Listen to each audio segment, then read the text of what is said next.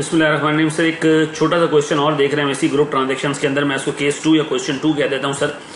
इसमें बेसिकली जो है वो सब्सिडरी है जो सर्विसेज ले रही है सर, सर्विस की बेनिफिशरी है ये, ठीक है जी। सब्सिडरी के एम्प्लॉय सब्सिडरी को बेनिफिट दे रहे हैं, ठीक है जी, सब्सिडरी के लिए काम कर रहे हैं, ठीक है जी। सर सब्सिडरी जो है वो सेटलर है, सब्सिडरी ने इनको देना है कुछ ना कुछ, ठीक है जी। देना क्या है सब्सिडरी ने सर? सर सब्सिडरी ने देने पेरेंट्स के शेयर, पेरेंट के शेयर। अच्छा देखो, आमतौर पे पेरेंट के शेयर सब्सिडरी नहीं खरीद सकती है, लेकिन सर पेरेंट के शेयर सब्सिडरी मार्केट से खरीद के अपने एम्प्लॉयज को जरूर दे सकती है। यानी यहां सर्विसेज लेगी सब्सिडरी और पेरेंट के शेयर जो है वो उठा के सब्सिडरी को दे देगी। तो मुझे एक बात बताएं सर, अगर मैं आपसे पूछूं इसमें पेरेंट का रोल क्या है? कोई रोल नहीं है। पेरेंट सुकून से बैठा हुआ है, पेरेंट का कोई रोल नहीं है, पेरेंट तो सुकून से अपने घर में बैठा हुआ है। सब्सिडरी सर्विस ले रही है, सब्सिडरी मार्केट जा रही है, पेरेंट के शेयर मार्केट से खरीद के सब्सिडरी के शेयर होल्डर्स को दे रही है सब। यानी पेरेंट को कुछ भी नहीं करना, parent has nothing to do with this transaction. Parent इस ट्रांजैक्शन के अंदर कोई पार्टी नहीं है, ना पेरेंट ने कोई शेयर इशू किए, शेयर तो इशू नहीं किया ना, सब्सिडरी ने मार्केट से खरीद के दिए सर। ना पेरेंट ने कोई सर्विसेज ली, पेरेंट का कोई रोल ही नहीं है।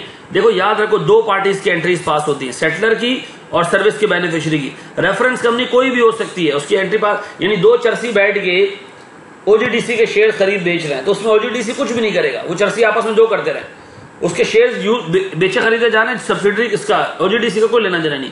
तो सर यहां चूंकि पेरेंट ने कोई ना सर्विस ली, ना पेरेंट ने कोई इक्विटी इशू की, तो पेरेंट की बुक्स में कोई एंट्री पास नहीं होगी। अच्छा अब मुझे एक बात बताएं, सब्सिडरी की बुक्स में क्या होगा? बताएं सब्सिडरी की बुक्स में क्या होगा? देखिए सर, ये ट्रांजैक्शन सब्सिडरी के लिए इक्विटी सेटल्ड या कैश? सबसे पहले अपने आप से सवाल पूछो, क्या ये ट्रांजैक्शन सब्सिडरी की इक्विटी में सेटल होगा? नहीं। क्या सब्सिडरी सेटलमेंट की जिम्मेदारी से बरी उस जिम्मा है? सेटलमेंट की जिम्मेदारी सब्सिडरी के ऊपर नहीं सर, है। इसका मतलब है सब्सिडरी पे सेटलमेंट की जिम्मेदारी, और वह सेटल अपने नहीं किसी और के शेयर से करेगा। तो सर ये सब्सिडरी के लिए एक कैश सेटल ट्रांजैक्शन है सर। इसकी नेचर क्या है सब्सिडरी के लिए? सर क्यों कैश सेटल ट्रांजैक्शन है? सर सब्सिडरी के ऊपर सेटलमेंट की जिम्मेदारी है और वो अपने शेयर्स के अलावा किसी और कंपनी के शेयर्स लेके उसको देगी, यानी एक फाइनेंशियल एसेट खरीद के उसको देगी, ठीक है जी। अब बताएं सर, अगर मैं एक छोटा सा एग्जांपल लेके चलूं सर, मिसाल के तौर पर सर मेरे सामने ये एक एग्जांपल है। ये कह रहे जनाब subsidiary grants 200 share options on the share of its parents, ठीक है, parent to each of its 200 employees conditional upon 2 years of service with the subsidiary. Sir 2 साल सब्सिडरी के साथ रुको, सब्सिडरी अपने नहीं पेरेंट के शेयर्स आपको देगी। 100 एम्प्लॉइज है, 200 शेयर्स हर एक को देगी, 200 शेयर ऑप्शन देगी। Eight the end of first year the subsidy estimate that 80% employees will complete the 2 year service period. Eight the end of the vesting period 81 employees complete the 2 year period. पहले साल लगा 80% लोग बचेंगे, दूसरे साल 81% लोग रह गए, ट्रू अप हो गया sir. All the vested options are exercised by the employees at the end of 3rd year, ठीक है, जिसको ना भी एंट्रीज की पास करें तो कोई मसला नहीं। The subsidiary purchase the shares to be delivered to the employees from the open market on the exercise date, ठीक है जी। Fair value of the option है सर 30 रुपए, ठीक है जी, याद रखना सर, ये दिमाग में रखना। Fair value of the option 30 रुपए, ठीक है जी। 45 रुपए पहले साल के एंड पे, 50 रुपए 2nd year के एंड पे, ठीक है जी। मैं सिर्फ एक्साइज रेट की एंट्री पास नहीं करूंगा, सिर्फ 2 सालों की एंट्री पास करूंगा, और ना मैं शेयर खरीदने बेचने की एंट्री पास करूंगा। मुझे बताओ सबसे पहले सर, सब्सिडरी के लिए कैश सेटल्ड है, instrument, fair value, time, cumulative expense, periodic expense. मुझे बताओ सर पहला साल, दूसरा साल, तीसरा साल। पहले साल हमें लग रहा है, तीसरा साल नहीं है, छोड़ 2 साल। पहले साल सर इंस्ट्रूमेंट्स, पहले साल सर 80 लोगों को 200 इंस्ट्रूमेंट, फिर 81 को 200 इंस्ट्रूमेंट्स। फेयर वैल्यू सर पहले साल के एंड में कितनी है फेयर वैल्यू? देखो यहाँ फेयर वैल्यू लॉक नहीं होगी, इक्विटी सेटल्ड नहीं है, कैश सेटल्ड है, 45 और 50। टाइम 1/2, 2/2, ठीक है जी। क्यूमुलेटिव एक्सपेंस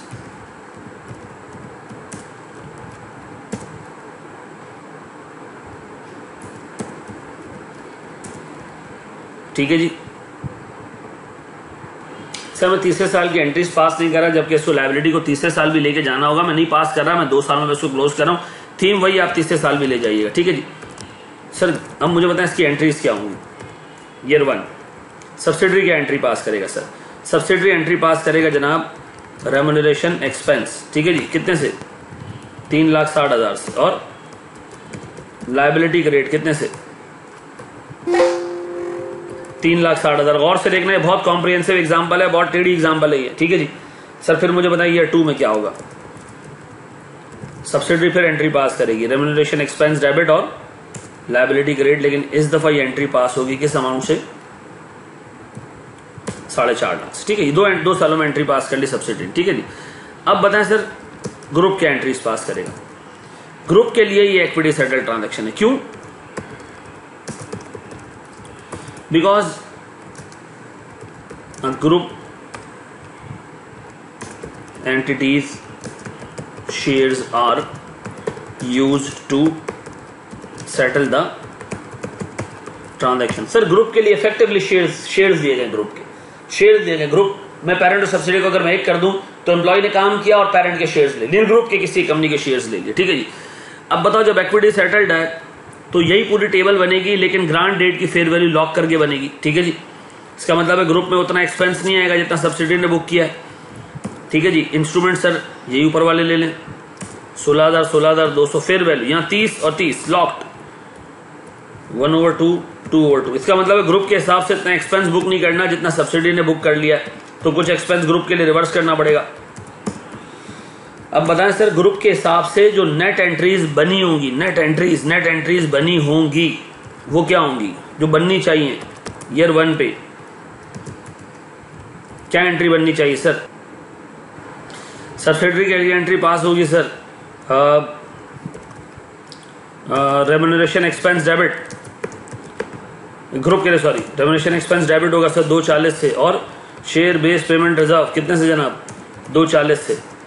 फिर मुझे बताओ इसके बाद ईयर 2 पे एक और एंट्री पास होगी, पास होनी चाहिए नेट एंट्री जो बचनी चाहिए सर ग्रुप में, रेम्यूनरेशन एक्सपेंस डेबिट कितने से 246 से, और शेयर बेस्ड पेमेंट रिजर्व। मुझे पता ये तो नेट एंट्री बचेगी, लेकिन ग्रुप तो एंट्री पास नहीं करता ना, ग्रुप तो कंसोलिडेट करता है, तो जब कंसोलिडेट करता है तो इफेक्टिवली ग्रुप में कैंसिलेशन एंट्रीज पास होती हैं।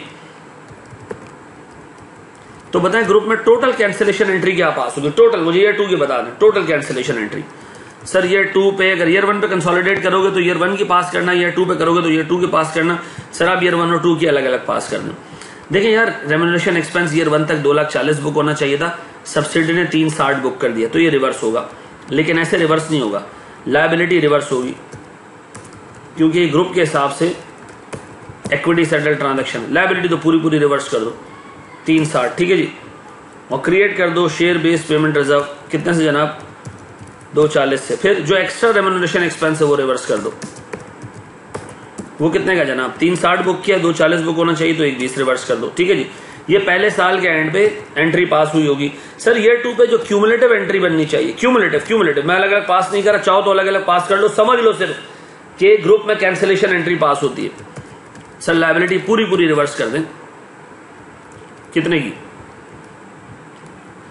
8,10,000 की। फिर सर मेरे पास रेम्यूनरेशन एक्सपेंस जो एक्स्ट्रा बुक हुआ है वो रिवर्स कर दें, 8,10 और 4,86 का डिफरेंस, ठीक है जी।